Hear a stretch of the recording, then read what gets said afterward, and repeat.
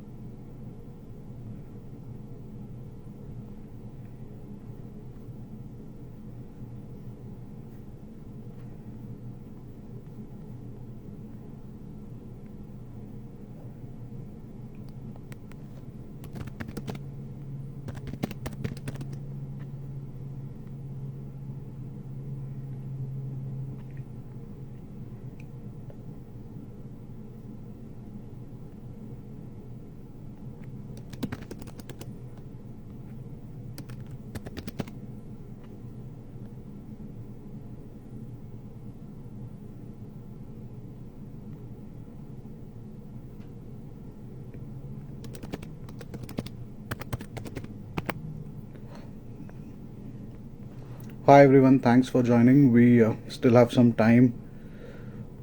It's still 6:50. Before we begin, I'll give a brief introduction of both of the panelists. So, Dr. Prashant was a senior in residency. He was and following residency, he's been to Korea for his clinical fellowship in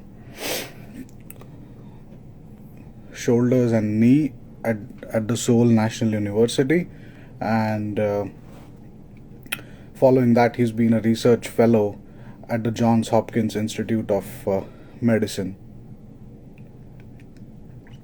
Dr. Nikhil Gokhale was one of the people I spoke to personally while planning my own fellowship.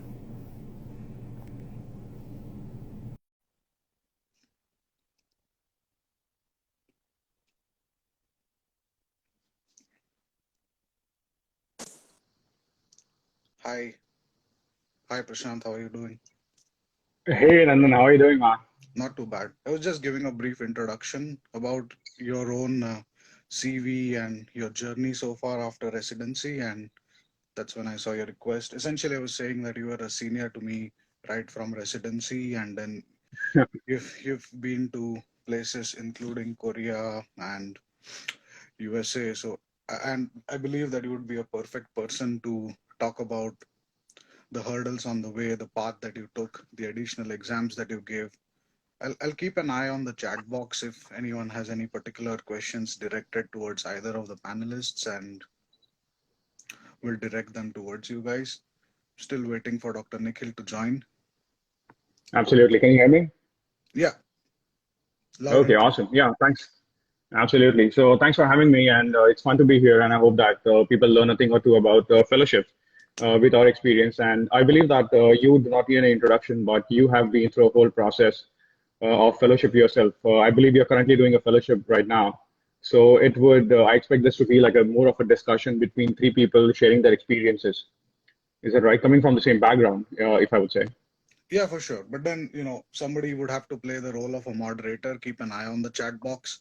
And obviously, you guys have reached your end point, whereas I'm still in the fellowship itself. So, I'll do that.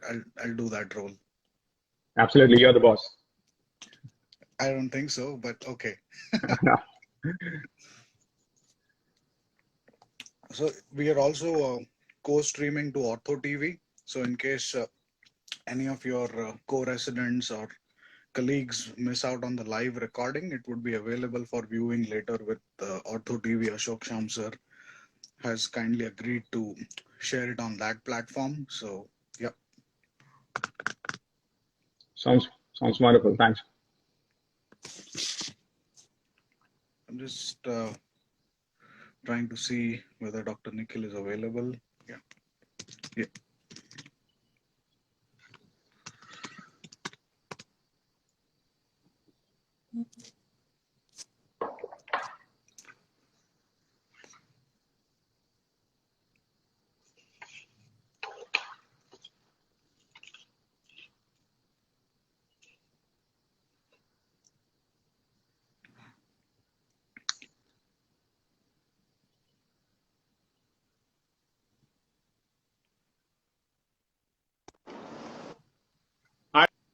Nandan. Hi, Dr. Nikhil.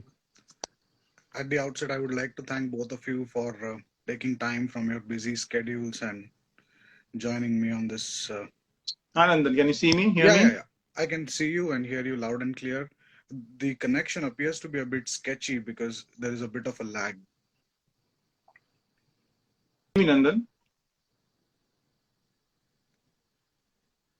Hi, Dr. Nikhil. I think there's some problem with the connection at your end. It looks a bit sketchy.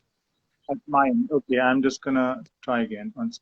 So Nandan, I can hear you very well. I can see you very well. Is it the same on my end? Yeah, yeah. No problems Okay, with. cool. So until the time Nikhil joins us, so where are you? Which city are you at right now, and what is the temperature there? So I'm in Toronto right now, enjoying the summer months. We're done with the winters. The temperature is 20 to 30s, which is essentially mild by Canada standards. No complaints. Right.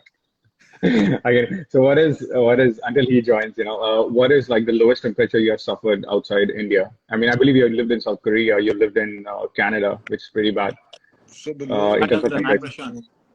Can you both see Hey me and man. hear me? Finally? oh yeah, this is much better, much better. Fantastic. Thank you. We were just having a general discussion about the weather in Canada and till you join here. And okay, so now Must that be both of you are springtime now, here, isn't it? If I'm not wrong. yeah, essentially summer Nice. months, good times, and Yes. No snow. yeah, it sure looks pretty when you're away from it, but I wouldn't want it. I No. I wouldn't can want it. imagine. Yeah. I would do without snow, yeah. So at the outset, I'd like to thank both of you for joining on the channel and agreeing to talk on this topic. So I believe it's very useful for all the young guys and the people in residency, especially given the COVID pandemic and how it has affected operative work or cutting, if you may call it. And we I believe did our share as residents, which was really what KM Ortho was all about. But I don't think the present batch got that exposure, so the fellowships assume that much, even a greater importance. So I'll give a brief introduction for both of you, and then we can start off with the discussion. So Dr. Prashant was a senior resident when I joined and had the opportunity of working with him in MMD unit. Good 6 months, I must say. And following that, he's been to South Korea where he had a fellowship focused on knee as well as a research fellowship focused on the shoulder at the Johns Hopkins Institute of Medicine, USA. And Dr. Nikhil, again, undergrad, postgrad with KM. I did not actually work with him during residency, but have always asked him for guidance when it comes to fellowships and deciding the next path in career. He was a knee fellow with the Exeter Knee Reconstruction Unit in 2019 and a joint reconstruction fellow at the National Orthopedic Hospital at Stanmore in UK, following which he was a shoulder fellow at the Royal Bournemouth Hospital in 2020 and 21. Currently, he's a visiting consultant at Hiranandani and Nanavati, as well as the Mumbai Shoulder and Knee Clinic. Essentially, we have two doctors from India who traveled the world, did some prestigious fellowships in some nice institutions, and have now reached their endpoint in terms of practice and are just beginning off. So, wonderful journey, I must say. Thank you for that kind introduction, Nandan. And I'm very happy to be here and to share whatever little I can in terms of whatever experiences I've had so far. I remember when I was freshly passed out as a MS postgraduate, I remember feeling quite half-baked in terms of what I could do as measured against what I wanted to do. Right. Also, you tend to feel like a rudderless ship because the formal training is pretty much over, and you feel that you're pretty much on your own, and you have to carve out a path for yourself after that. So I hope that my experiences and Prashant's experiences can help the youngsters, people who are doing their post-graduation, people who've just passed out, and can help them in deciding the course of their professional and personal life in the near future, at least. I'm sure they will. Prashant, any Yeah, opening no, comments? yeah. Thanks so much for the great invitation and the great introduction, I would say. One of the things which I think the why this discussion is important is because as a resident, no one really sat us down and told us, okay, what are you going to do for the future, right? When we were right out of our residency, we just did not have that knowledge. So it's a great initiative by you. We really appreciate it, and I hope that it helps out our residents to at least have a direction of what to do during their residency in order to land a good or a decent fellowship. So yeah, thanks, and let's get started. Sure. So the first question which I want to direct towards both of you is how did you zero in on a particular subspecialty? Like we rotate with different guys 6 months, 1.5 year, probably in your parent unit. So, was the subspecialty that you chose similar to what you were exposed to in your parent unit, or was it something else? Do you want to go Dr. first, Prashant. Prashant? Yeah, sure. Prashant. Yeah, okay, absolutely. All right, so I would like to give like three main criterias which every resident should follow during their residency in order to decide which subspecialty they want. The first important thing is that you have to choose the line of work which you love absolutely. One of my great mentors told me that there are two decisions in life which are extremely critical, which decides your quality of life. First is your wife or your husband, and second is your, what you do for work, because you sleep with them and you get up with them, and that's what you do for 18 hours of life, which you are up. So to make sure that you take those decisions very wisely. And I believe that in that terms, first is that you must choose what you love, and you must marry whom you love. So that's very critical. So don't base that choice on what someone told you is good in terms of market value, or in terms of how much money it is going to give you, or just don't think about all those materialistic things. You've got to love it, number one. So make that decision based on that choice. Second thing I would say is that during your residency, if possible, get as much subspecialty work or super specialty work as possible.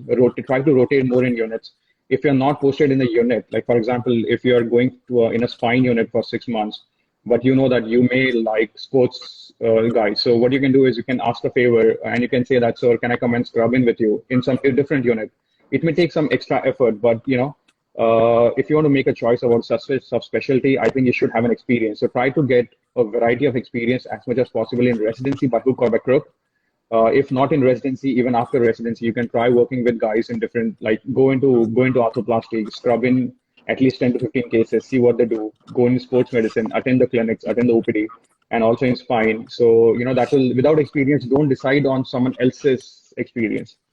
The third thing I would want to stress upon when it comes to choosing a subspecialty is choose your boss or choose your mentor very wisely, because your mentors help you out in two ways. First is they would give you more opportunities for the future in the subspecialty. If you want to do sports medicine, you should follow a mentor or you should be close connection with mentor who is a sports medicine person who's connected very well internationally.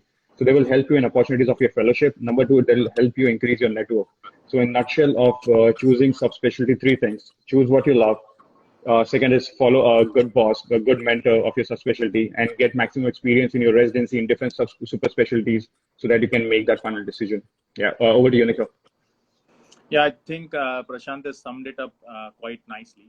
Uh, well, I can only answer for myself.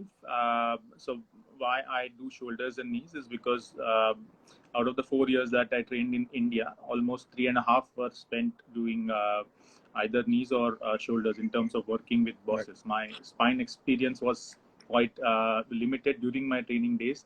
And I'm sure being trained in KEM and because Wadia Hospital just across the road and Tata is just across the road, our experience in tumor surgery, bone tumor surgery, as well as pediatric orthopedics is also quite limited.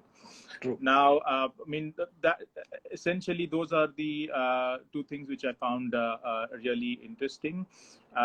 Whilst I was doing my fellowship at the Royal National Orthopedic Hospital in Stanmore, so our unit was a joint reconstruction unit, and we had collaboration with the bone tumor unit, because a lot of bone tumor work is use of megaprosthesis. And to be honest, that is another thing which I found quite interesting.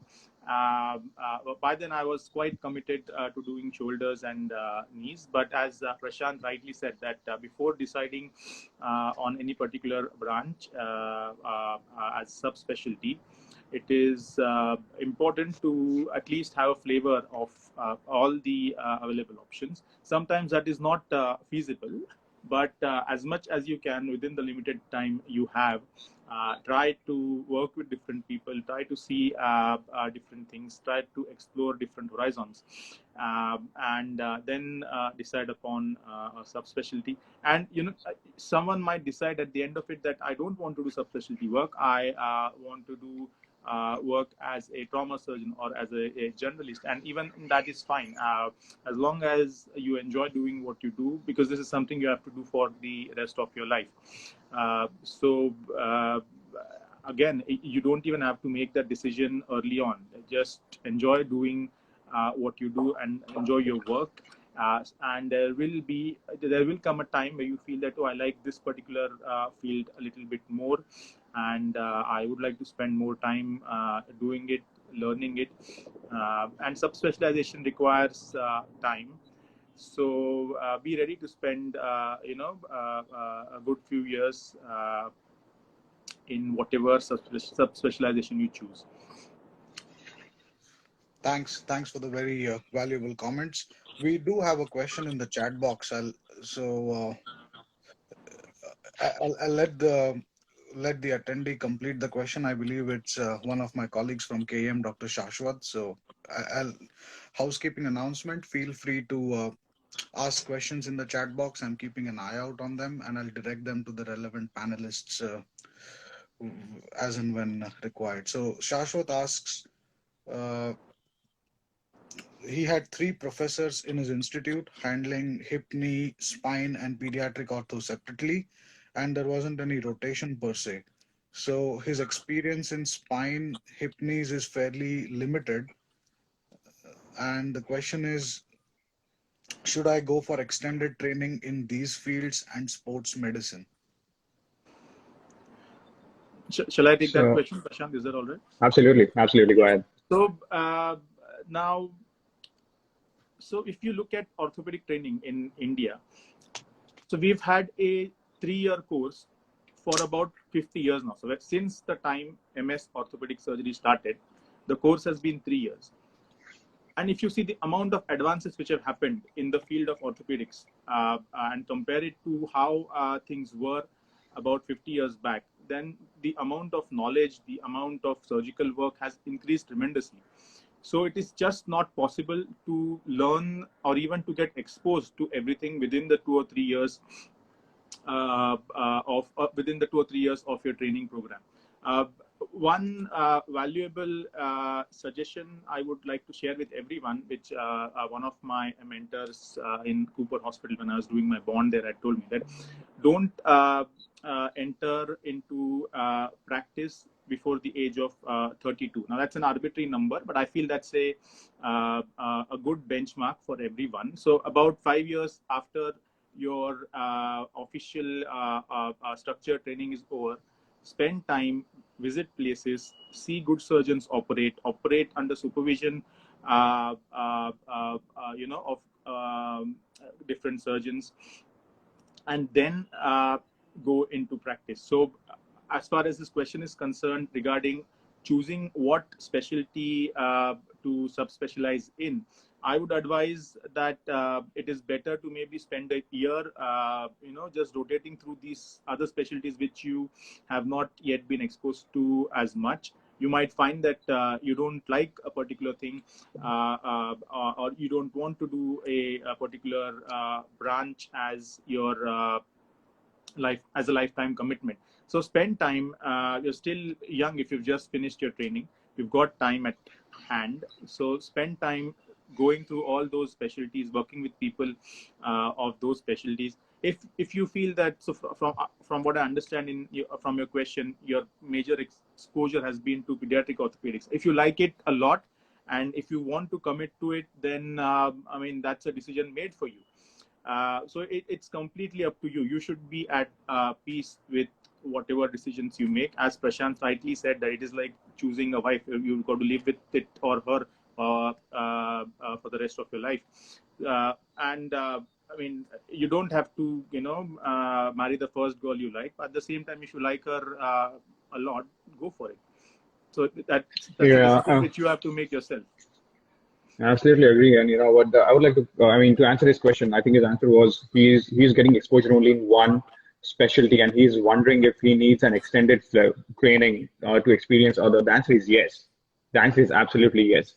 It's like you're young, and you know, while you have time, what I would do is I would just go to the other professors and I would request them, sir, is it okay if I come and, you know, like I hang around if you're doing the surgery, or if I, you know, if you're in the clinic? I'll tell you, 99% of time they would say yes, right? I mean, no one has a problem with juniors hanging out or they learning. You take permission from your professor so that it avoids any kind of ego issues. You say that, sir, I just want to have an experience. I'll go. He will not have a problem, and the person who you'll be going to will be very happy to have you.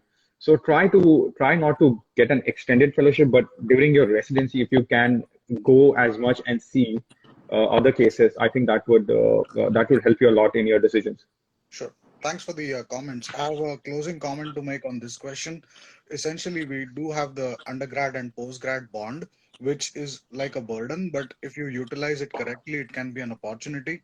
Your bond placement is directly based on your MS marks, score good in your exams, choose a bond in a unit that you like, and it's not a burden anymore. So I think that's a valuable year which can be utilized doing subspecialty training and a rotation in a unit or subspecialty of your choice. I think Dr. Prashant, you did yours Yes. in MMD unit, which was your area of work, and I continued working with Dr. Srivastav because I was keen on spine.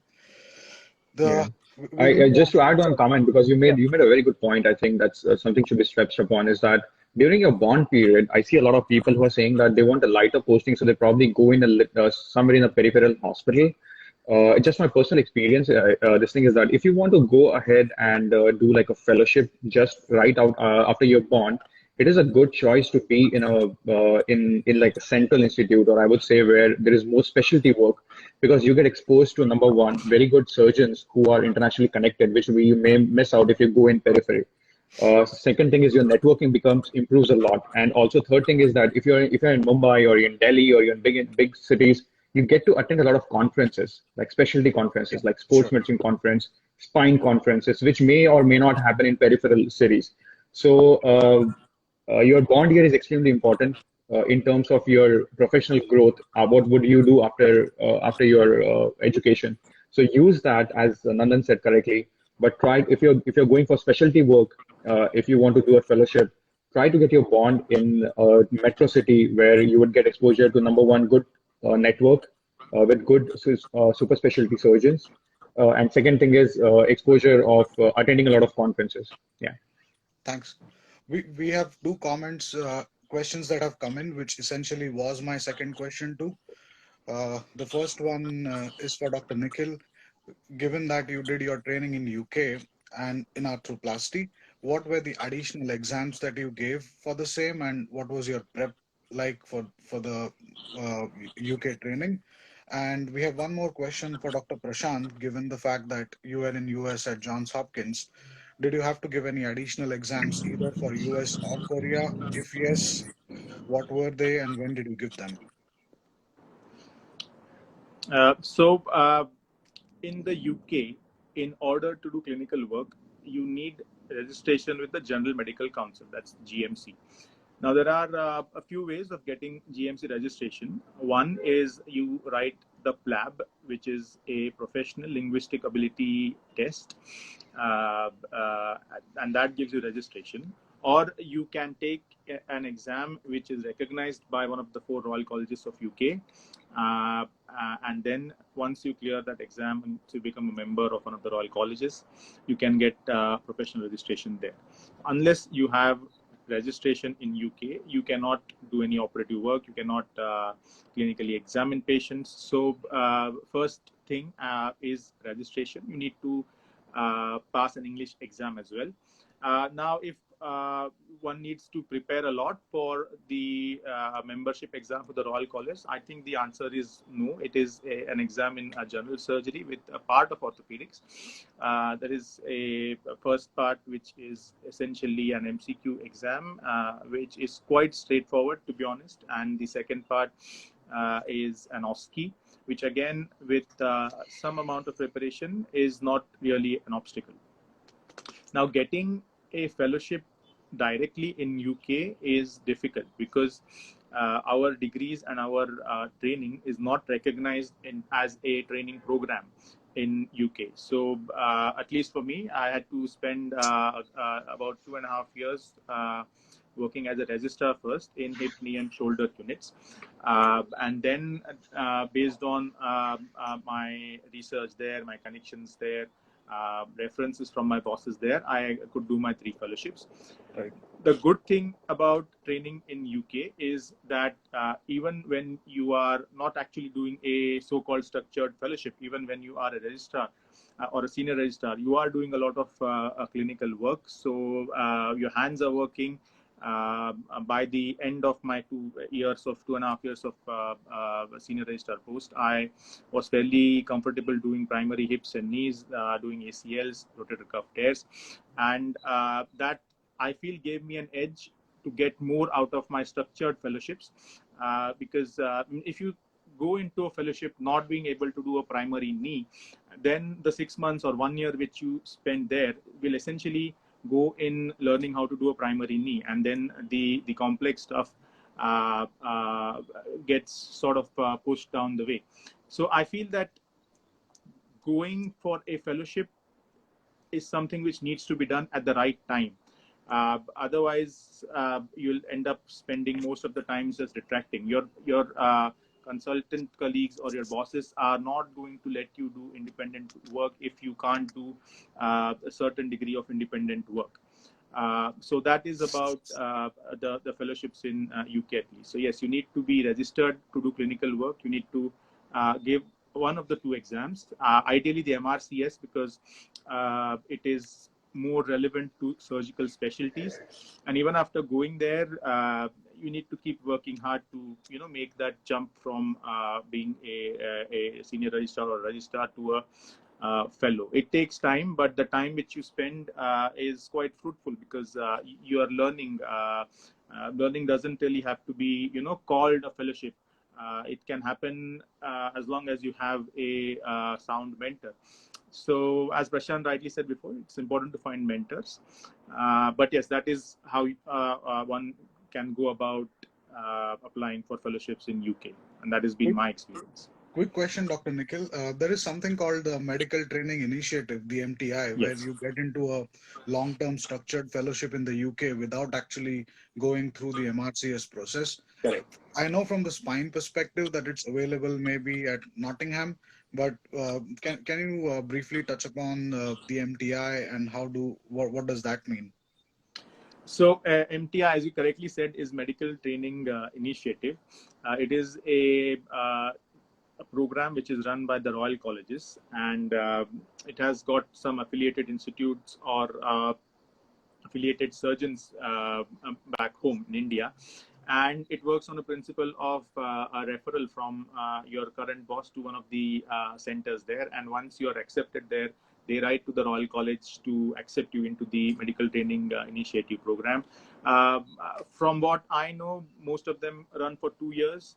You spend 1 year as an SHO, which is essentially a house officer, senior house officer, and 1 year as either a registrar or a fellow. I personally have no experience of MTI because I've not, been through the MTI.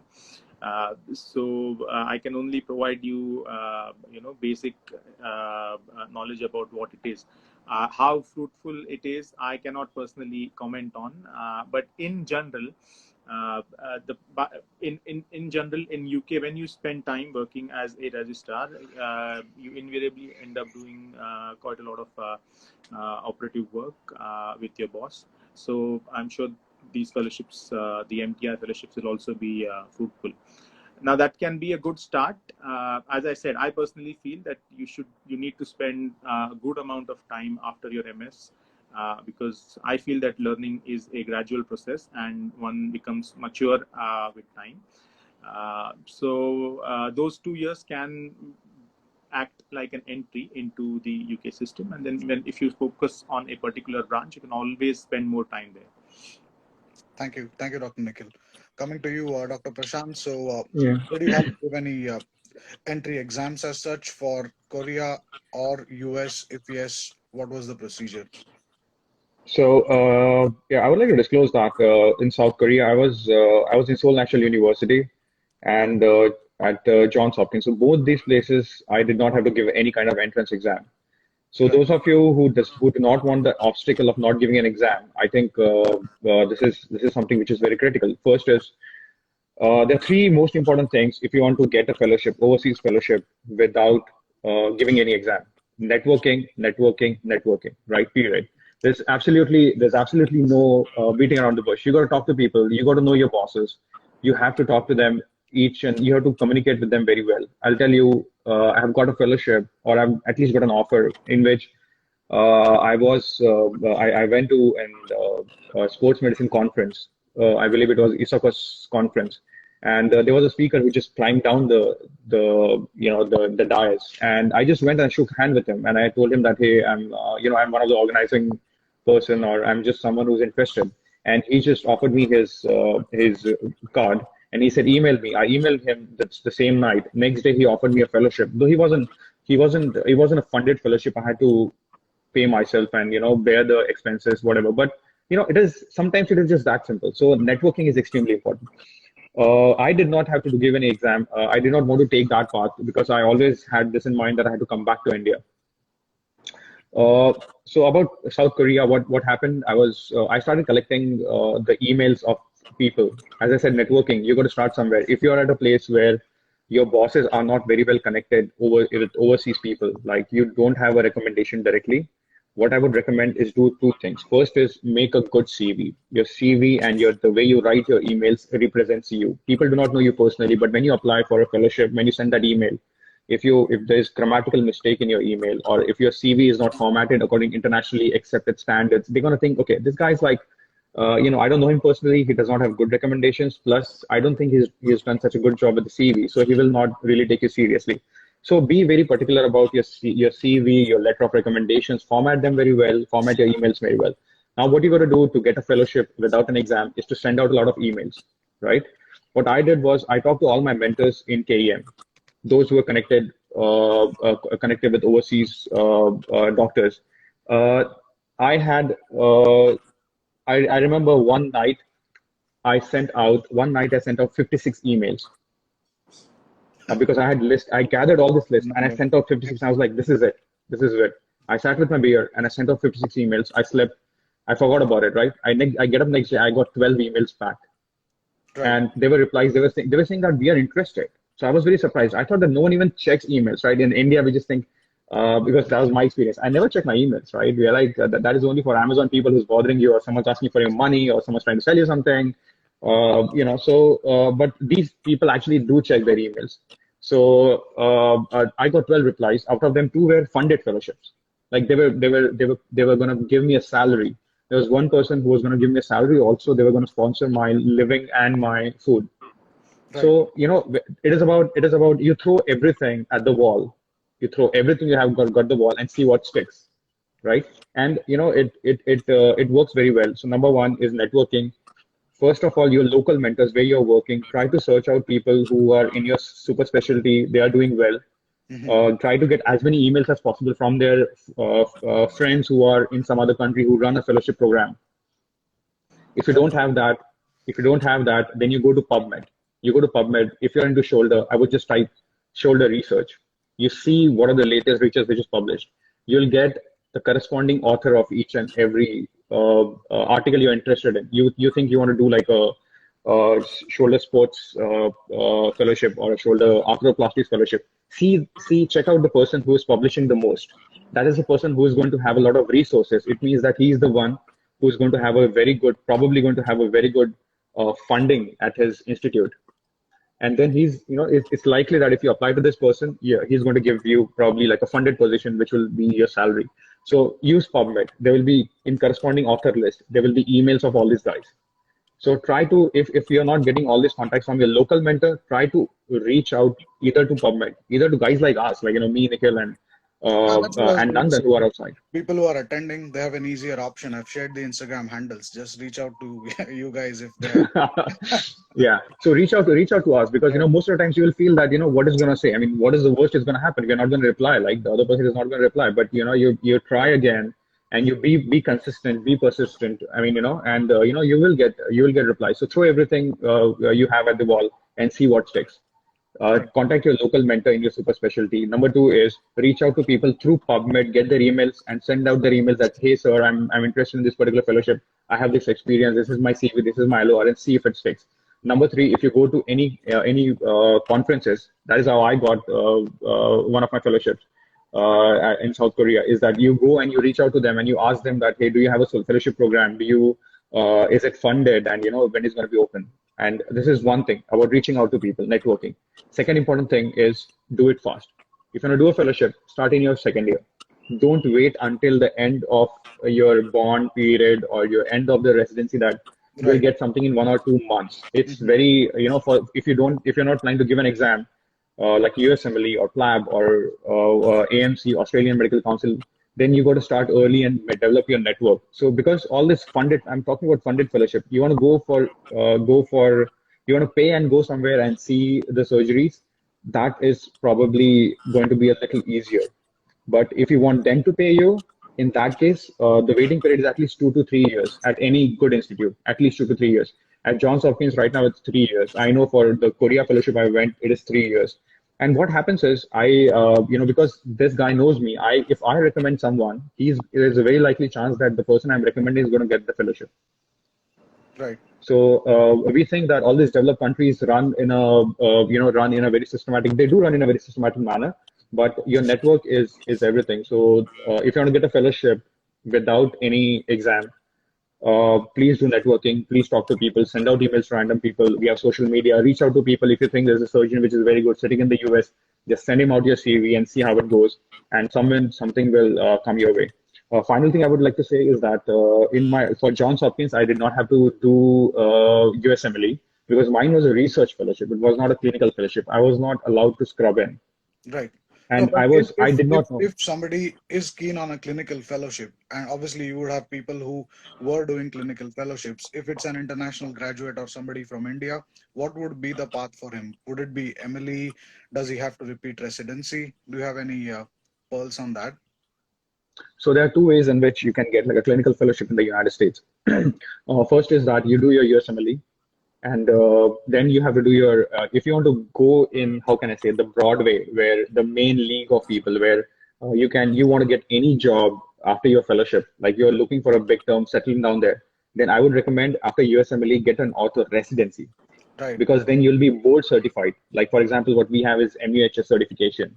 So Right. you'll be board certified in the US. You will not be someone who had his degree outside. You will be an American graduate, and you are likely to get more jobs in better places. Like for example, if I'm from India and I'm a color, and I don't want to live in somewhere in deserts of Utah where there's a lot of probably discriminatory crowd or something, then the chances that I will get there will be more if I do only fellowship in US. Right. So if I want to work in New York, if I want to work in a more multicultural society where there's more competition, so you have to do your residency there. Right. So for that way, you have to do your USMLE and apply for residency. It's very difficult to get, but if you struggle 1 or 2 years in the US, like as soon as you're done with your residency in India, you should have done your step two as well.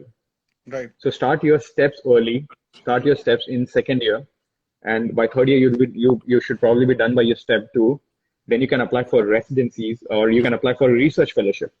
So you have to do 2 to 3 years of research fellowship, observership in US in the same super specialty, and maybe after that you can apply for a clinical fellowship. It's a little difficult to get, but trust me, I know at least 5 people. I know them personally that they've got it, who have done a residency in India and right now are working as a consultant in US. It is possible. You got to start early. You got to be patient. Even after your residency, it could take somewhere in between 3 to 4 years for you to get a fellowship there. Right. So clinical fellowship. So you have to be ready for that. It needs patience. You will be paid until then, but then with the visa issues, everything will be a little, skeptical Uncertain. and this Right. thing. So if you be patient, you will definitely get it. There's no way you cannot get it. Second thing I would say is if you're not doing a residency, you want to go to US, just do a clinical fellowship and come back, do USMLE and start applying. Start applying to all the programs, and you may not get the best of the places, but you'll get some of the other clinical fellowship. But that needs USMLE. Right. Coming back to you, Dr. Prashant, because you went the other way where you did not give a licensing exam. One of the guys listening to us, Dr. RK, he's my junior from KM. He asks, which are the countries which accept Indian graduates without any licensing exams for fellowships? Could you just list them out for us? Ready, I recommend. know three for sure. I know three for sure is South Korea, where I went. Right. It definitely takes, and they're very interested in taking Indian doctors because they Yeah, get and assistance and you there. stubbed in. It was a clinical fellowship, right? It was a clinical fellowship. I was just scrub in both the places. I did my knee and shoulder fellowship in Seoul National University and TK Orthopedic Surgery. Both are really good institutes. Yeah. Really good experience. They speak English, and the country is beautiful, and you'll have amazing time. I would like to say that my initial plan was to go for 3 years, but I liked the training so much that I ended up extending it for another year and a half. Right. So you'll have an One amazing is experience. South Korea. Yeah. Any other countries where, So South Korea is definitely number one. Number two would be Australia. I also got an Australian fellowship based on. right? There is an amazing website of Australian orthopedic surgeons or Australian Orthopedic Association. If you type that on the Google, there'll be an orthopedic fellowship. You would see this is like gold mine, right? You go to that website. There's 70 email addresses of people who are waiting to give you fellowship. Just go with your CV, keep your CV ready, make sure that your email is pitch perfect, it is formatted very well, there's no grammatical mistakes. Just apply to them. Apply to 70 fellowships in whatever category you want.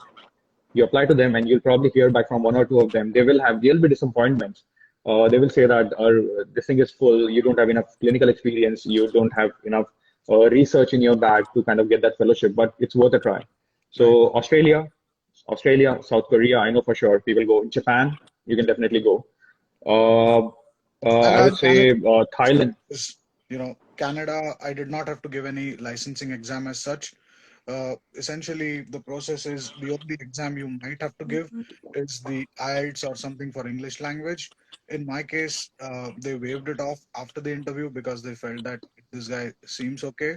So no exam as such for Canada. You get a local license which is valid only to that particular hospital and the city. So essentially, I can do a clinical practice only in that division, in that hospital, cannot shift to a different city, and it's valid only for the period of the fellowship. So if somebody is planning to come to Canada just for a clinical fellowship, no exams required, work on your CV, do some research.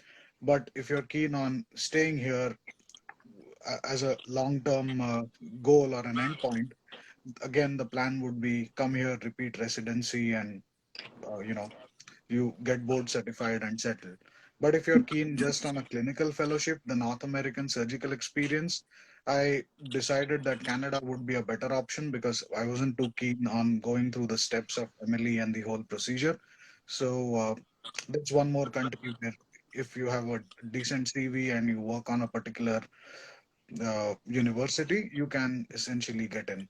What helped was obviously the KM background because we had many seniors from KM, including Arvind Kulkarni sir from Bombay Hospital, who was a fellow here previously, and at least 4 to 5 people from India who were fellows in the last decade. So that helped me a lot. We have As far we as the yeah, sorry, fellowship application process in UK is concerned, right. so there is a website, NHS Jobs, Mm-hmm. and all fellowships in UK, they have to be mandatorily advertised on this website. So if you just look up on this website, you'll see adverts of fellowships in UK. Generally, they start in Feb and August, so 1 year or 6 months. So because that's how the trainees or residents there rotate. So it's a competitive process. You apply through NHS Jobs. There is shortlisting. You are then called for an interview with other applicants, and then there is a formal interview process. And if they find you appropriate, they appoint you. Now, as Prashant said about applying a couple of years in advance to eventually get a fellowship. So my fellowship interview for my shoulder fellowship was somewhere in October 2018, and I'd applied for the fellowship starting in Feb 2019. But there was someone else who did better than me in that interview. They liked me as well, and they said that we can't offer you the fellowship starting in 3 months, but we like you, and if it is okay with you, we'll give you the fellowship starting the following year. So as Prashant rightly said, that these fellowships are booked in advance because for them it's more convenient, if they know that there's someone coming in advance. You don't have to keep advertising things. There's a whole process of employing someone, perhaps sponsoring a work visa. So they like to do things in advance, and which is why these fellowship spots are filled up a couple of years in advance. Right. Dr. Siddhi asks, what's the procedure for Germany? None of us have been to Germany, but from what I understand, you just require to be proficient in German language in order to work there, and no licensing exam required per se if you have the required numbers of experience. Dr. Prashant, you had something So, to say. yeah. About Germany, I mean, I read that question, and I happen to have one of the good things about doing fellowships is that you meet people from all over the world Right. who share their experiences, right? So I know this guy who's a very good friend of mine. I did a fellowship with him in South Korea, but before coming to South Korea, he actually did like a traveling. It's kind of like a traveling fellowship in Europe. So what he did was he did like a couple of months in Germany, he did a couple of months in Italy, and then I believe he went to Spain. So what he would do is he just landed. He started sending out emails of people he met in conferences, and whoever said that, hey, you come to me for 1 or 2 months. So they did not need a local language kind of proficiency or something, or did not had to know Italian or German language. English would do, but the only thing is, and he was also getting paid. What he would do is he would work for 5 days, and 2 days he would roam around Europe. And he got in touch. One guy referred him to another guy, and another guy referred him to another guy, and that is how he did like 6 months fellowship. He was getting scrubbed in there as well. So that is again the perk. The most important thing is networking. That is what I would like to say, that other fellowships are also available in Europe. If someone wants Germany, you just need to know the right guys, and you got to send out the emails when you meet these people in conferences. Right. Coming to the next question, Prashant, can you switch back to your previous position? Essentially, you're now, yeah, Yep. sideways. Sorry. Thanks. No problem. Sorry. So the next section is what differently did you do in your residency to land these fellowships? Apart from the networking that you spoke about, the role for research, and Dr. Vijay asks, is there any role for doing a DNB post MS? Does that contribute towards landing a good fellowship? Your takes on that? So as far as doing a sorry, so as far as doing a DNB post MS is concerned, I have not personally done it because I really did not see any value addition in terms of my career progression. I wrote the MRCS in the time I had after my MS, and that is what was more useful to me in my career progression. So I personally, and I may be wrong here, but that is again my personal opinion. I did not see any value in giving the DNB exam after doing my MS. As to what you can do during your MS is if you're able to figure out what niche specialty you like, then I think that is half the battle won, because then you get a clear direction. Try to present as much as possible. It helps in two ways. One, people notice you when you speak, and you yourself become more confident while talking to international faculty. Get a good trauma experience, at least from the point of view of UK fellowships, I feel that you should be able to do trauma very well, because even while doing a shoulder or knee fellowship, there used to be an occasional trauma on call, and your surgical skills, people are watching you, so your surgical skills are gauged on how you can handle a theater, how you can do straightforward trauma cases. When people realize that you are a good surgeon, that is when you start operating elective work under supervision, and eventually by the end of the fellowship you're doing independent lists with no supervision.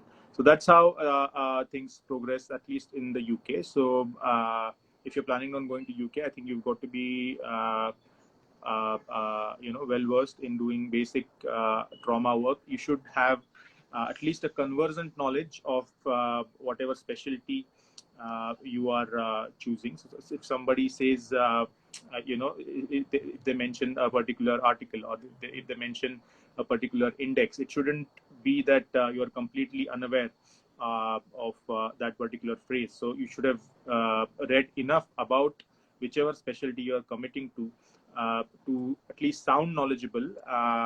See, because there are two things which I feel make a good surgeon. One is your actual surgical skill, which is imperative, but the other thing is understanding and decision making. So most of your judgment is going to be in clinics, in your behavior with patients, how you reach a particular diagnosis, and how you discuss a particular treatment plan. And once you're able to get through that barrier, and at the same time convince your bosses that you're a safe surgeon, you're a competent surgeon, and you're a reasonably quick surgeon, then that is when you start doing a good amount of operative work. See, eventually, any fellowship you do, when you come out of it, you should feel like a fully baked surgeon. You shouldn't, feel like this is a particular lacune in my surgical ability or knowledge. So spend time and try to figure out what you want, and then approach it in a holistic way to get the best out of your fellowships. Right. So essentially, in a summary, no role for DNB post-MS, rather focus your energy on the MRCS, because that would is what I have a would more say. value addition from the fellowship perspective. Dr. Prashant, there is a question for you. Could you please share the Australian website in the chat box while I go to the next question? Yeah, I'll just like to show here is this is the AA AAO Orthopedics. I just put like Australian Ortho Fellowship in my Google or whatever it is, right? So this is what shows up. If you go on this particular website, AAO website, if you see this accredited fellowship directory, right? If you go to this option, oh crap, I'm sorry. Yeah, if you go in this option, there's subspecialty, and there's everything here. Like, what do you want? Like, whatever you need. I'm not sure if it's focusing very well, but it's like arthroplasty, arthroscopy, foot and ankle spine, and this is like Perth fellowship, and these are all the fellowships which are available. So this is like a huge list of fellowship based on whatever. So just type in your Google Australian Orthopedic Association fellowships, and you would see this list of fellowship in accredited fellowship directory. Thanks. So that was really useful. The next burning question, which many of the panelists have asked in the chat box, and which I wanted to ask as well, was the role of funding. I obviously know from your experience, Dr. Prashant, that the Korean one was self-funded. What was the status for your research fellowship in Johns Hopkins? And again, Dr. Nikhil, did you receive any funding for your training? How was it? Was it sustainable for an Indian graduate? Yes. yeah, I'm sorry, I lost you for a second there. Yeah, I'm sorry, I lost the question. The question is about funding. Was your fellowship either in Korea or in US funded, and how sustainable was it? And the same question for Dr. Cool. Nikhil, because many of the people who are listening to us, they have this question, because that's an important thing as well, because as an Indian trainee, you're earning in Indian rupees, and then suddenly you're going to a country abroad, which may not be possible for everyone when you're spending in, say, dollars or pounds. So What was the funding like, and was it Yes. sustainable for a So in normal routine Indian graduate? Yes, correct. So in UK, these registrar posts or registrar jobs, as they or a fellow job as they call it, they are all paid. You are paid as much as a British trainee or a British fellow is paid for that particular job. So it is fully paid. Uh, it's quite comfortable. You can rent a house, you can buy a car. I essentially went there because I was already married in India, Right. and my wife is an ophthalmologist. So even for her, getting fellowships there, as opposed to US, was a little bit more straightforward. So between the two of us, it was quite all right. You also end up saving, because when you return, you need a buffer before you actually start, making some money out of whatever you want. So putting all that together, I feel that financially it is very sustainable, UK. Whilst you are there, also, as Prashant said, one of his colleagues used to travel on weekends in Europe. Europe is just across the Atlantic, so you just take a 2-hour flight and you reach Spain. You take the train, reach France. So even whilst you are there, in life is not only about doing clinical work or research work. You get enough time and money to travel, see places, and have a good time in general. So yes, they are funded, and they pay pretty well, at least in UK. Even the registrar jobs and the fellow jobs. Right. Nikhil, do you mind telling them how much was it? Because I'm going to disclose those figures as well, so that they can plan out and save money accordingly and stuff. Yeah, and then if there is somebody traveling with a family or young kids or something like that, would it be Yes. sustainable for them as well? Yes. So registrar,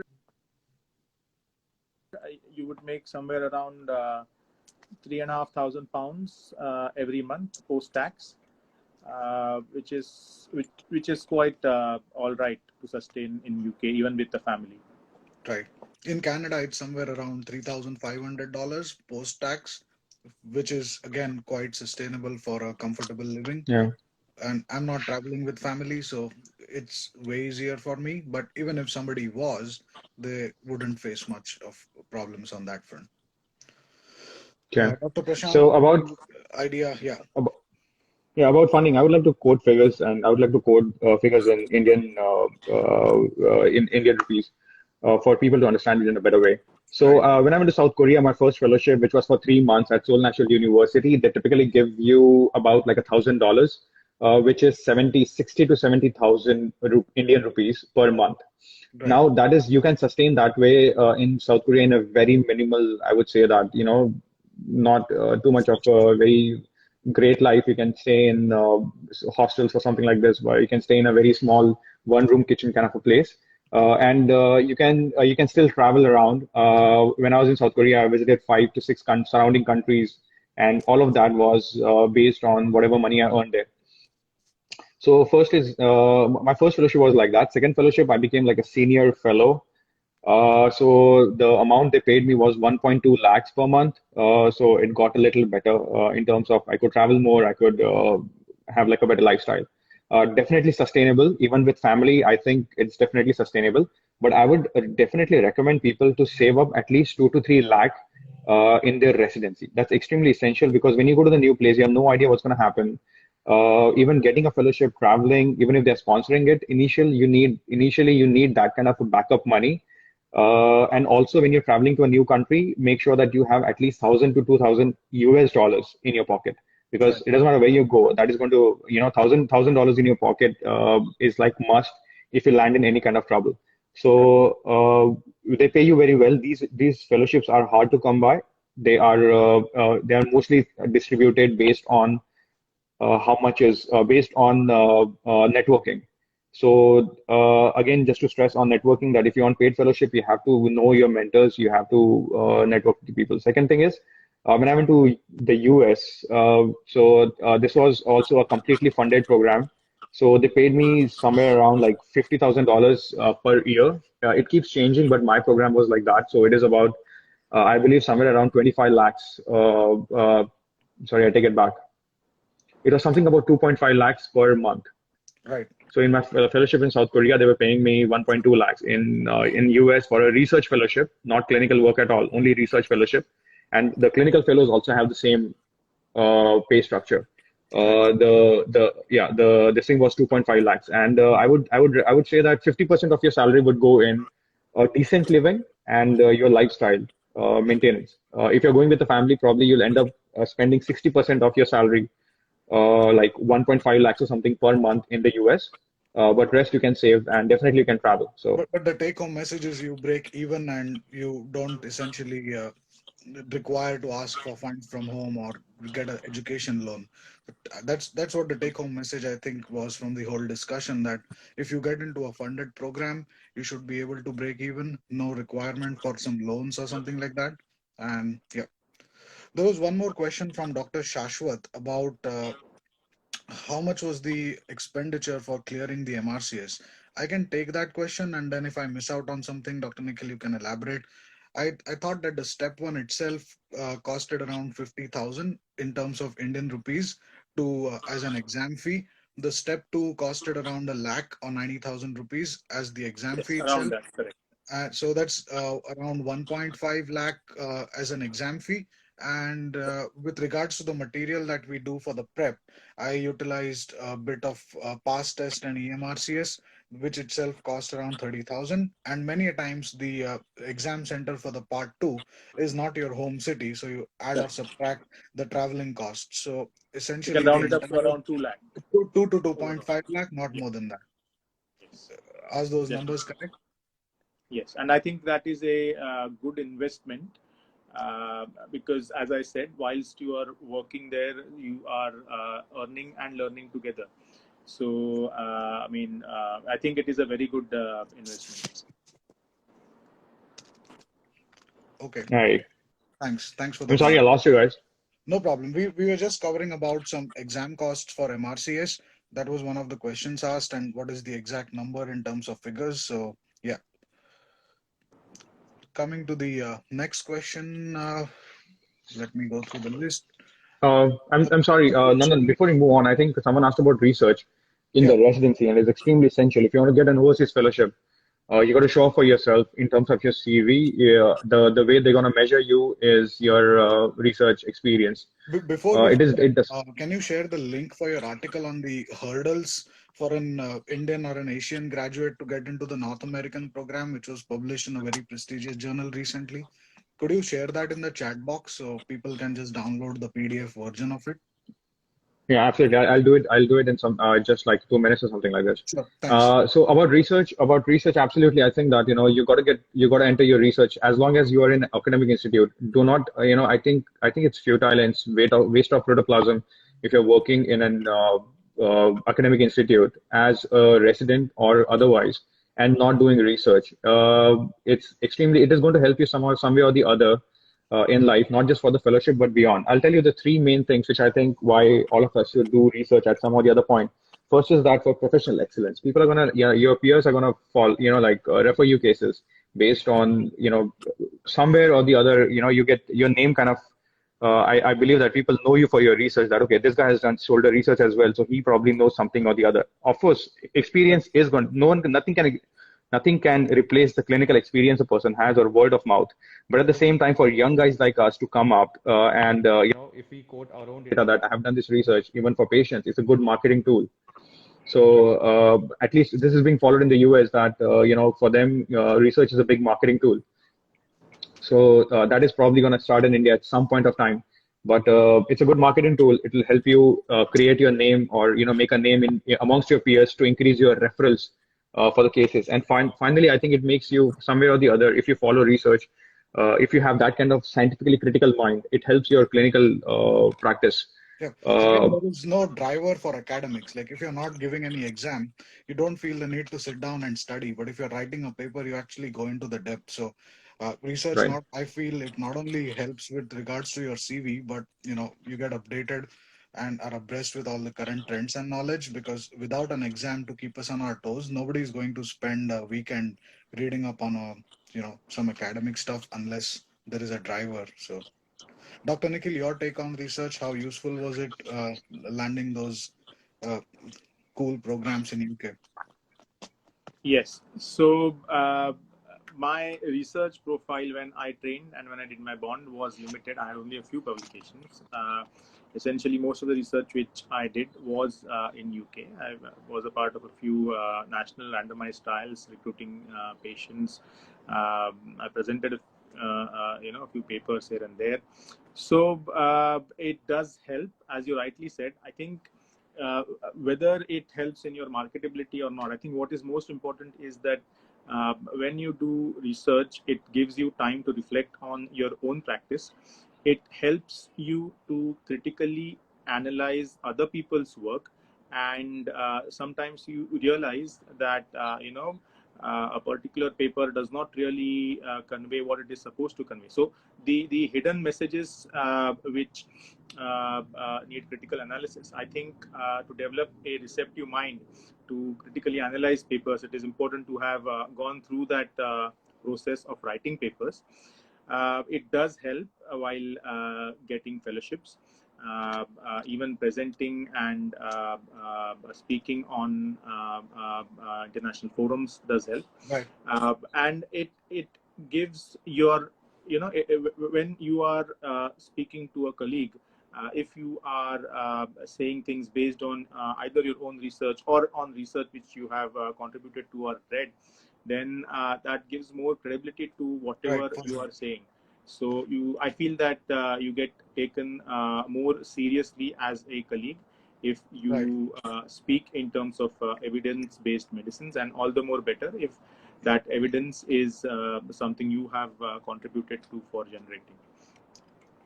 For sure. And your conversation changes from in my personal experience or in my experience, you start quoting so and so author in this journal Correct. said, and that Correct. lends credibility to any conversation and people start hearing you. Correct. For a beginner, just in orthopedic residency, I would like to add that you can start off by collecting or documenting all the interesting cases that you come across, publish smaller case reports or technical notes on some surgical skill that you learned, and gradually advance onto. I'm just adding Prashant Meshram. We lost Yes. him. Yeah. So advance onto a case series or full papers. And then finally, in your fellowship year, you can focus on, say, systematic review or a meta-analysis once you reach that stage. So what I thought was the rejection rate in the beginning was very high. Out of 10 articles that we sent to journals, 8 or 9 would get rejected. So it's disheartening when that happens, but then you select one more journal which is, say, slightly a lower impact one or something like that. Start off slow with case reports or case series, then go on to full papers, and then in your fellowship year you can do a systematic review or something like that. Again, in terms of research, case reports and journal articles are not the only avenue. We have one article that Dr. Prashant has shared in the chat box, which is about difficulties that Indian or Asian graduates have when applying to North American programs. So research can be about various things, and it can even be like a chapter in a book or something like that. All of it ultimately adds to your CV.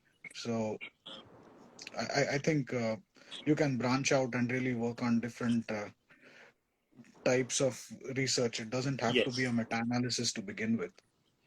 The Yes. point to note. But at the same time, I would request everyone to be a little careful of predatory journals. Don't publish for the sake of publishing, because Yeah, people on the other end are not fools, and a bad research article will mark you down much more when you're applying, to fellowships or any jobs. So right. don't try to get involved in research just for the sake of adding more and more publication numbers behind your Yeah, name. try to do genuine research and try to publish in good accredited journals. That is something I would say, because I started with case reports, and initially the good avenue which I found for case reports, so JOCR, the Journal of Orthopedic Case Reports, it's PubMed indexed, and they do like a really quick review. So you can start off with case reports or something smaller and then move on to full papers. Dr. Prashant, you were saying something when we lost your connection.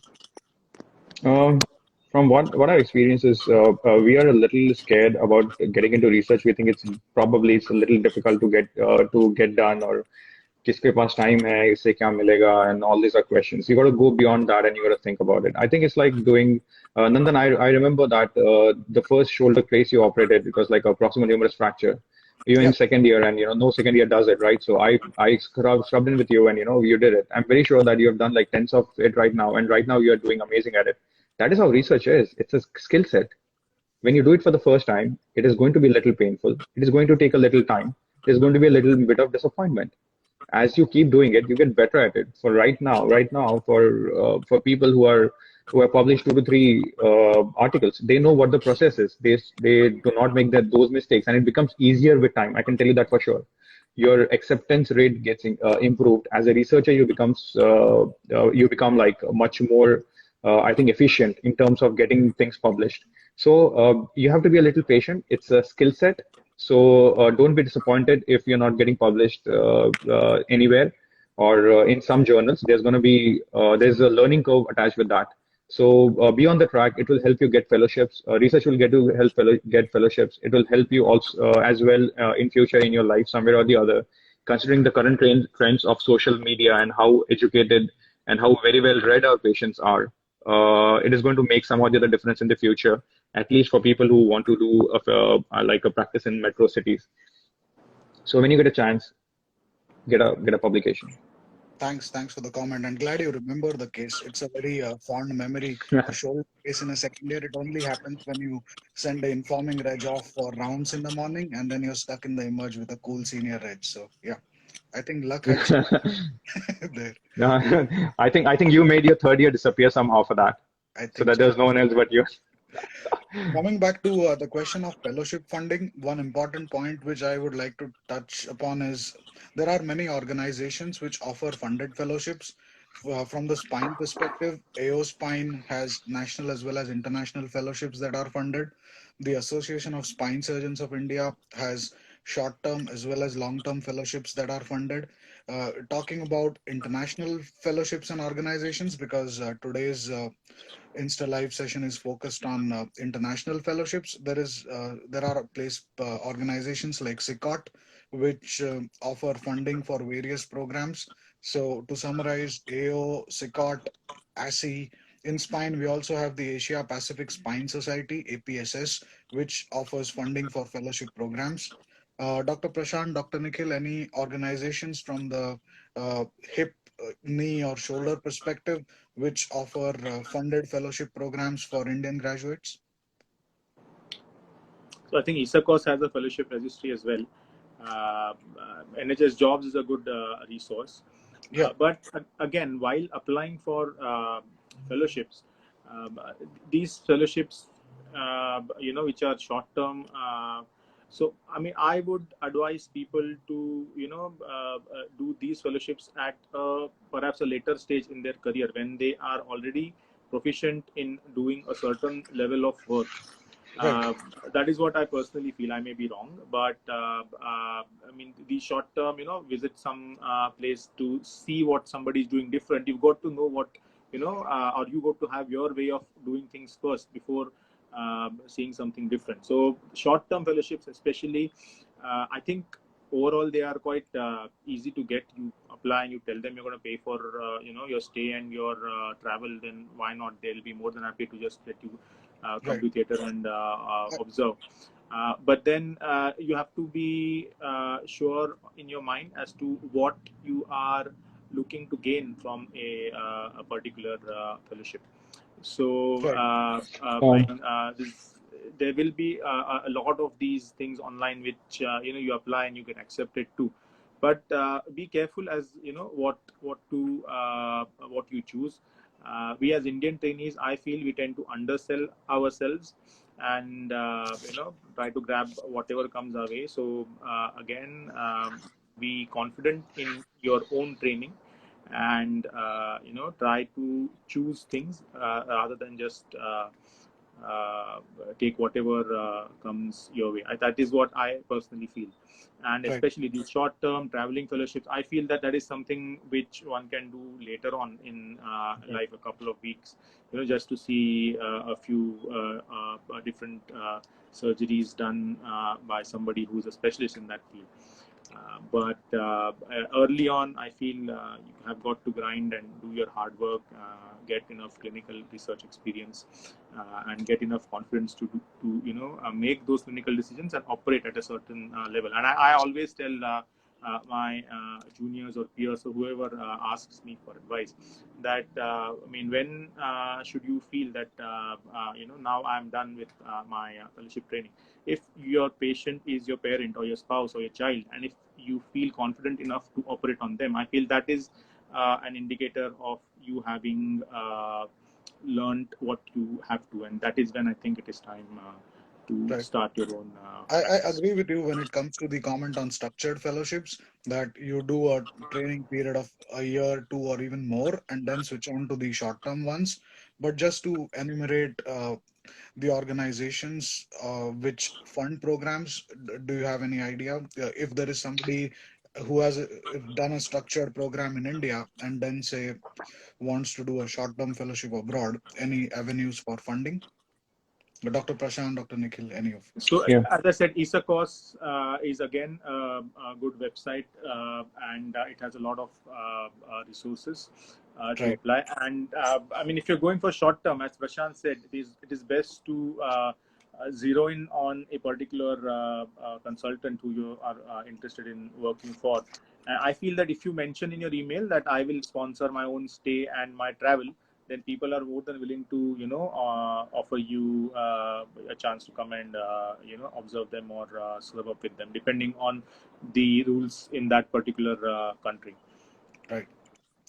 Yeah, just to add to the list of organizations, is what you're missing out on here is the support from the industry. So I know for a fact that there were fellows from Smith and Nephew. I should not name any companies, but Yeah, Smith no and Nephew, companies, Depew, just keep and it industry support.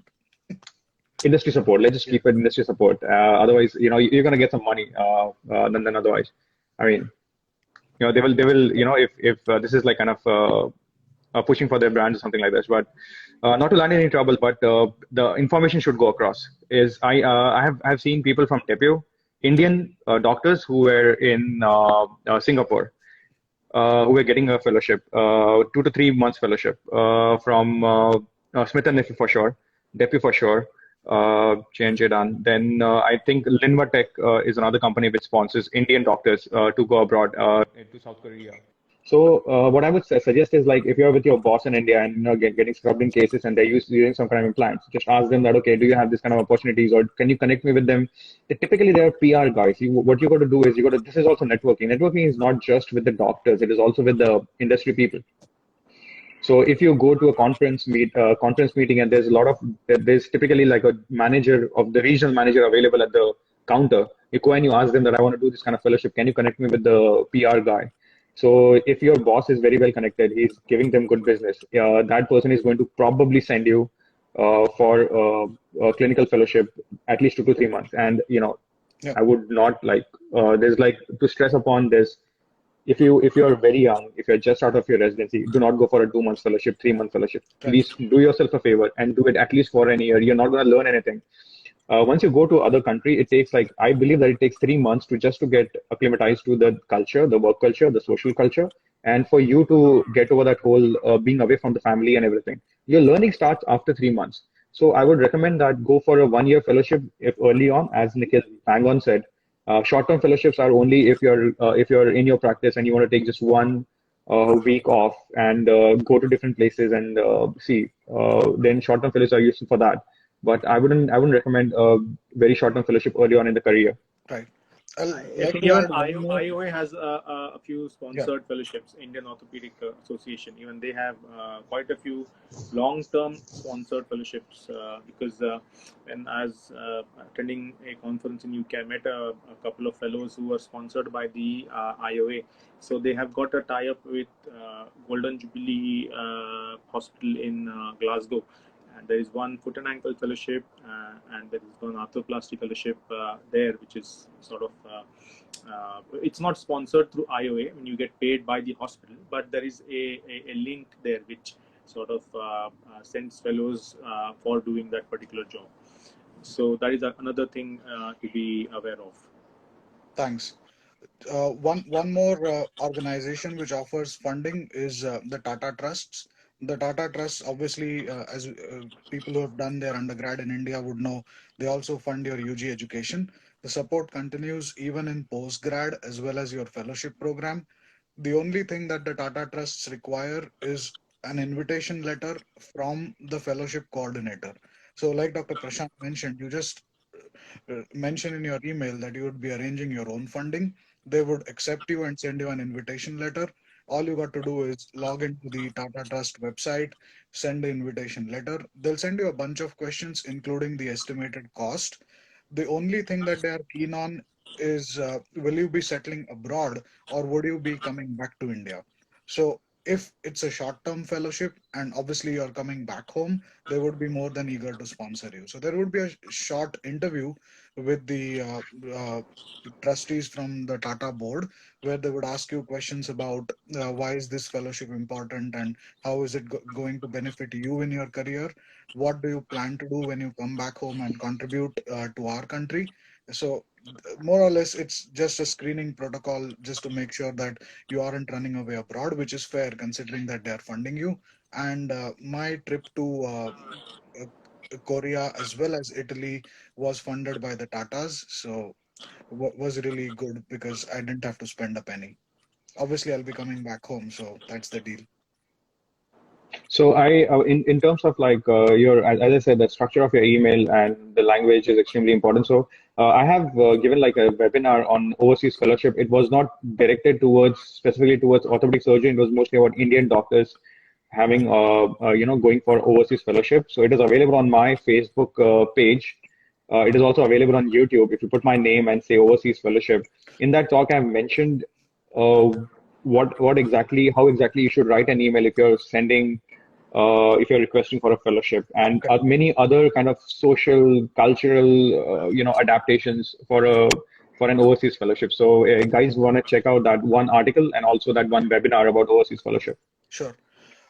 We're getting many questions about Indian fellowships like the ASI or the FNB programs and their comparison. I would like to stress here again that today's webinar is specifically directed to overseas fellowships, and we would come back subsequently with somebody who has done both. So that person would be in a better position to compare a structured Indian program versus a structured program abroad. So that would be a slightly digressing from today's primary topic, but we'll touch upon the ASCII FNB exams, the Indian structured fellowship scene, and how does it compare with the programs abroad. But obviously, that's talk for a different session, so we'll take those questions later. Housekeeping announcement again, we've had many questions which have already been answered previously. So, what I'm going to do is at the end of our talk, I'll put a post on Instagram. And if there are any questions that we could not answer today or were already answered before you guys joined in, leave that as a comment in the box. And I'm pretty sure that Dr. Prashant and Dr. Nikhil would be happy to answer the question either as a reply to your comment or in a DM if that sounds reasonable. Is that okay? Sounds amazing. Yeah, Oh, absolutely.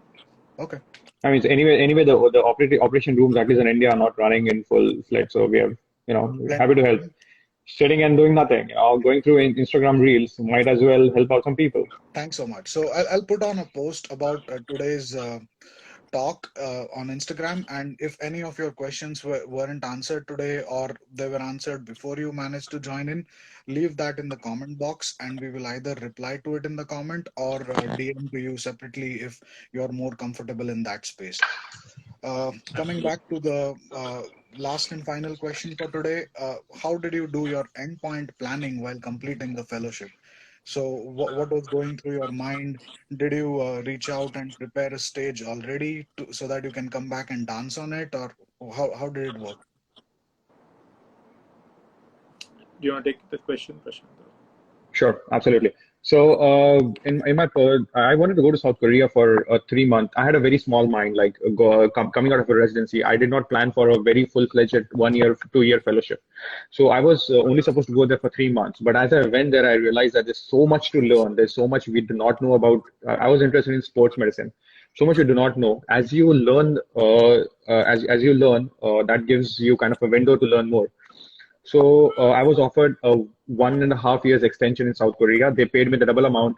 They gave me a senior position, and I was scrubbing in as a first assistant in all the cases. And my next fellowship was in Australia after 1.5 years. The point I want to stress is that be open-minded.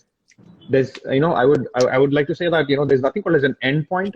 It is always if you're going to a overseas fellowship, don't say that okay you're gonna come back and start your practice. I mean, keep that an option, but also new opportunities open up. So watch out for new opportunities because when you go there, there's a lot more. If you're already there, you're in the system, then a lot more new opportunities open up. There are better fellowships with better funding, with better learning opportunities. So number one is watch out. Even when you go for a fellowship there, watch out for more opportunities there if you're interested in. So when I was finishing my fellowship in South Korea, I thought I would go to Australia for a clinical fellowship in sports medicine. But then at the same time, my boss in South Korea was an ex-fellow from Johns Hopkins who recommended me for that research program. So I never applied for Johns Hopkins. It was recommended to me. My boss recommended my name for that fellowship because they became good friends. They were good friends since this because he did his fellowship there.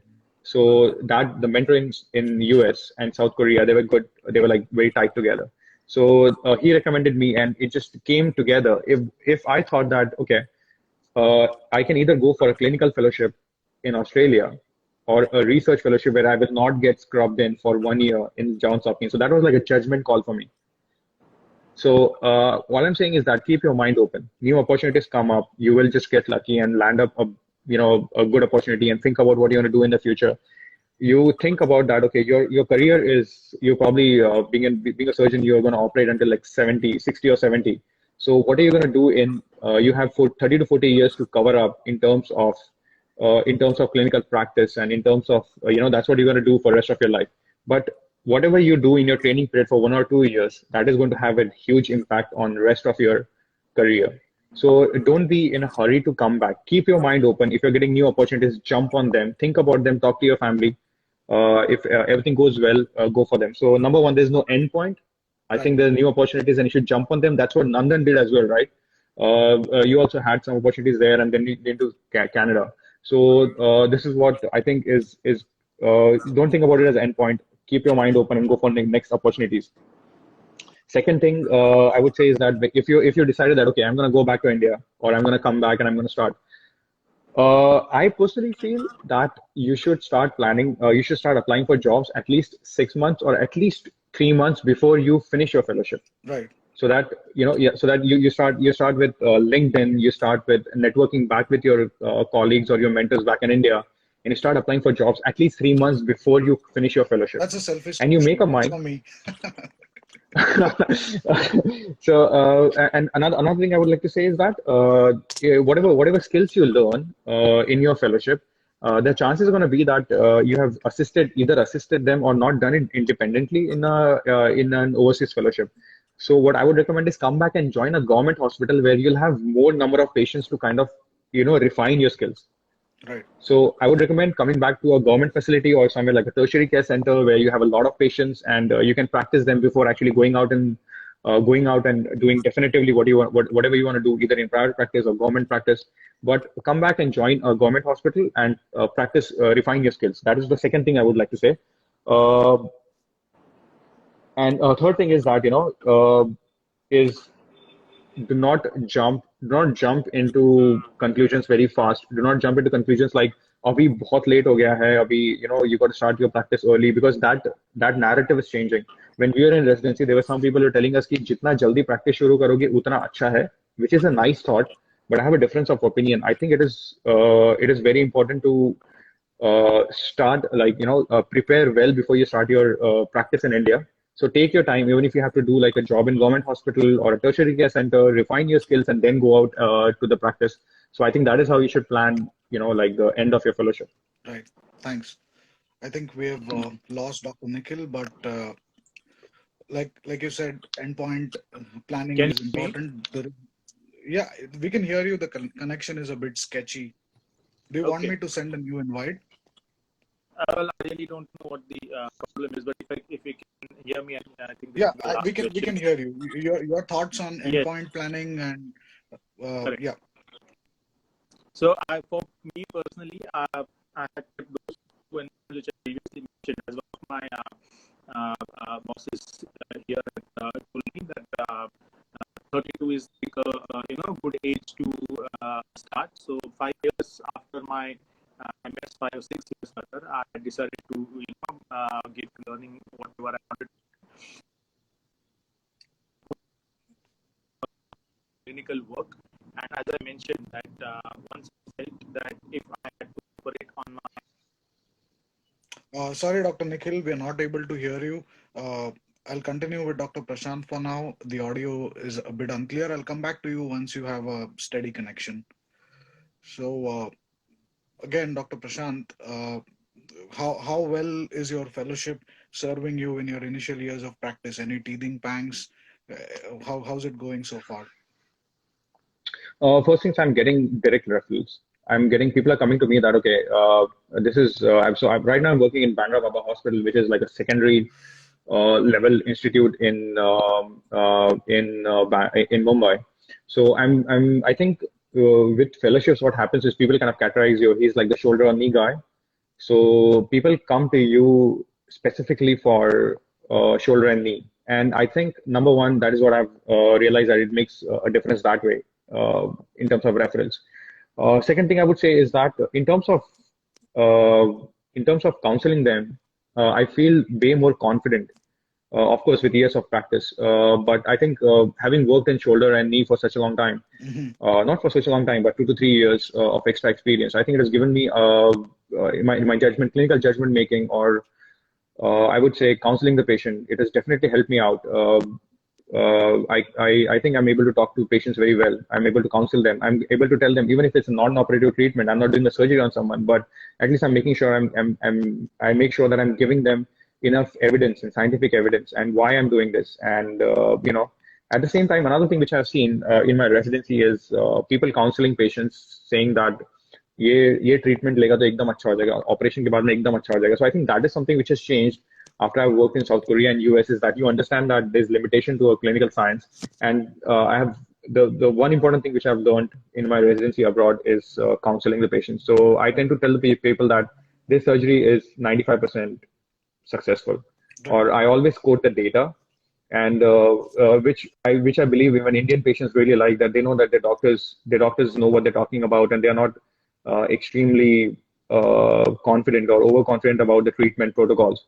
So two ways in which fellowships have, in my initial practice, I would say has helped. It's number one is I'm getting more referrals of my subspecialty, which I wouldn't get if I did not do the fellowship, number one. Right. And number two, I think I've my clinical judgment and decision making has improved definitely after fellowship. Right. Thanks so much for your time. Shout out to Ashok sir from Ortho TV for streaming it on Ortho TV online, as well as a live stream on the Ortho Radio Clubhouse room. We're trying to figure out if this session can be available for viewing later on the Ortho TV app, and I'll get back to you with the details. Like I said, I'll make a post about today's discussion on Instagram, and instead of DMs, I think the comment section would be a better avenue, because the other people can go through what has been already discussed and they don't ask the same questions again. And that's about it. Any closing That's comments, absolutely. Prashant? All right, thank you so much. I mean, I think this has been a great session, and whatever we can do to help out other people, comment section or DMs, just send us your text, and we'll try to accommodate a maximum of your questions. So what I would like to say is request Dr. Nandan is the one article and one YouTube talk, the webinar which is on YouTube about overseas fellowships. If you could share with others, I think it's Yeah, they for sure. have very Mhm. critical points about how to approach the overseas fellowship. And thank you so much. You're doing a great job, and hope to see you when you're back in India. For sure. The Korean symbol for love. That's all I can say for you. Take care. All See right. you in Thank you the so much, comment man. section. God bless Thanks you. for your valuable time. Thanks to Dr. Nikhil as well. Both of these guys are starting off their own practices in Mumbai, and they took time from a busy schedule to join us on a Sunday evening, a Sunday morning for me, to talk about something which is obviously of no benefit for them, but of great benefit for young guys like us. So, thanks so much, and we'll be back probably in the next few weeks to talk about the Indian fellowships and how they compare with the foreign ones, because that was not really what we wanted to cover in today's discussion. All All right. right. Take Thank you. care. Bye. Godspeed. Bye bye.